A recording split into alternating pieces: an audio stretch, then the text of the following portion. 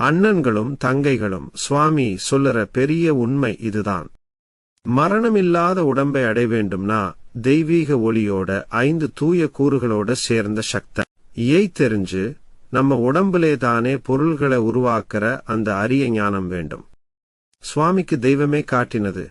ஆன்மா உடம்புக்குள்ள எப்படி செல்கிறது, ஆன்மாவை எப்படி பிரிக்கிறது, பிரியாம இருக்கிறது எப்படி, பூதாதிகளோட எல்லா மாயையும் நீக்கி உண்மையோட ஒளியிலேயே வெளிப்படையா காட்டினாரு. அந்த அனுபவத்துல சுவாமி ஜோதி அகவல்ல சொல்றாரு, என் தனி அன்பே, நீ உன்னை எனக்கு தந்து அருள் ஒளியால என் உடம்பை தங்கமா மாற்றிட்டே.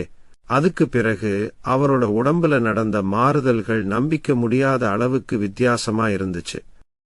தோல் மென்மையா மாறினது, எலும்புகள் நெகிழ்ந்துச்சு, அமிர்தம் ஊற்று போல உடம்பு முழுக்க பாய்ந்துச்சு, முகம் ஒளியோட மலர்ந்துச்சு, மூச்சு குளிர்ச்சியா அமைதியா மாறுச்சு, கண்ணீர் கால்வழியா பாயுது, உடம்பு முழுக்க தெய்வத்தோட அதிர்ச்சி ஆனந்தம் ஓடிக்கொண்டே இருந்துச்சு. இது மட்டும் இல்ல, கீழ்நிலை உயிர், மனம், உடல் தத்துவங்கள் எல்லாம் கரைய உண்மையான சத்துவம் மட்டுமே மேலெழுந்து நிக்குது.